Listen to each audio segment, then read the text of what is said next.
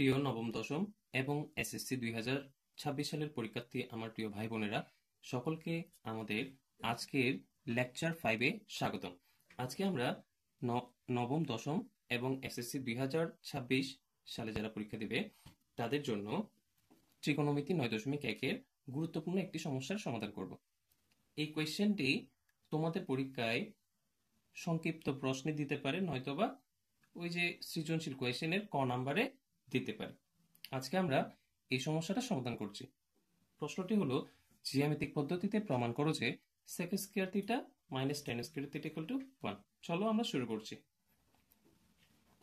তাইলে প্রথমে আমাদের একটি সমকোণী ত্রিভুজ আঁকতে হবে, এ বি সি। এখানে আমি থিটা এটাকে দিলাম, সিকোণকে থিটা দিলাম। এখন আমাদের এখান থেকে sec স্কয়ার থিটা এবং tan স্কয়ার থিটার মান দুটো বের করে নিতে হবে। তাহলে আমরা চিত্র এবিসি এভাবে লিখতে পারি। এখানে আমরা এটাকে 90 ডিগ্রি কোণ দিয়ে চিহ্নিত করে দিতে পারি। এবিসি সমকোণী ত্রিভুজ হতে পারে, সমকোণী ত্রিভুজ হতে পাই। কি পাচ্ছি আমরা এখানে? sec square theta, sec theta এটাকে বের করছি। তাহলে আমরা জানি যে sec থিটা হলো cos এর বিপরীত। তাহলে cos মানে কি? ভূমি বাই অতিভুজ, অর্থাৎ বিসি বাই এসি। তাহলে sec মানে কি হবে? উল্টা হবে, অতিভুজ বাই ভূমি হবে। তাহলে এটা কি হবে? AC by BC.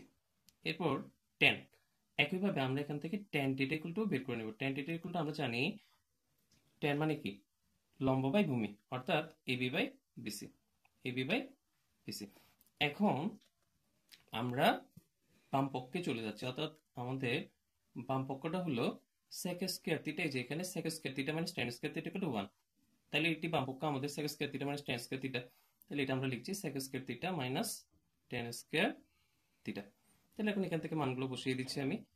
AC divided by BC square minus AB divided by BC whole square. তাহলে এখন ভেঙে দিচ্ছি, AC square BC square minus BC square AB square. লসাগু নিলে কি থাকছে এখানে? বিসি স্কয়ার, আর এখানে কত? AC square minus AB square. তাইলে এখন আমরা এখানে যেই একটা সমস্যার মুখোমুখি হচ্ছে, এখানে আছে AC square minus AB square. চিত্রে তোমরা দেখো AC square minus AB square, অর্থাৎ অতিভুজ স্কয়ার মাইনাস লম্ব স্কয়ার। আমরা পিথাগোরাসের উপপাদ্য হতে জানি অতিভুজ স্কয়ার মাইনাস লম্ব স্কয়ার ইকুয়াল টু কি? ভূমি স্কয়ার। তাহলে আমি এখানে ডিরেক্ট এই যে এটা ইকুয়াল টু আমি লিখে দিতে পারি বিসি স্কয়ার, আর নিচেও কি? BC square. তাহলে এখানে একটা সাইড নোট আমাদের দিতে হবে, পিথাগোরাসের উপপাদ্য হতে, পিথাগোরাসের উপপাদ্য হতে, উপপাদ্য হতে। তাহলে পিথাগোরাসের উপপাদ্য হতে কি পাই আমরা? এই যে AC square minus AB square equal to BC square, অর্থাৎ অতিভুজ স্কয়ার মাইনাস লম্ব স্কয়ার কি? এই যে অতিভুজ স্কয়ার মাইনাস লম্ব স্কয়ার ইকুয়াল টু ভূমি স্কয়ার। এটাই আমি এখানে লিখে দিয়েছি। এখন বিসি বিসি কাটা গিয়ে এখানে আর কি থাকবে? 1। এটাই আমাদের ডান পক্ষে যে মিলে গেল, এই যে ডান পক্ষ মিলে গেল, তার মানে sec square theta minus tan square theta equal two কি? 1। এটা প্রমাণিত। তাহলে আমি পরের লাইনে লিখে দিতে পারি, এখানে sec square theta minus tan square theta equal two কত? 1। প্রমাণিত।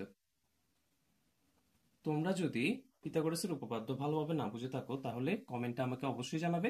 আমি তোমাদের পিথাগোরাসের উপপাদ্য নিয়ে বিস্তারিত ভিডিও নিয়ে আসবো। ধন্যবাদ। আশা করছি আমাদের আজকের ভিডিও তোমাদের অনেক উপকার এসেছে। যদি ভালো লেগে থাকে তাহলে সাবস্ক্রাইব করে আমাদের সাথে থাকবে এবং বন্ধুদেরকে জানিয়ে দিবে আমাদের চ্যানেলের ব্যাপারে। ধন্যবাদ সকলকে।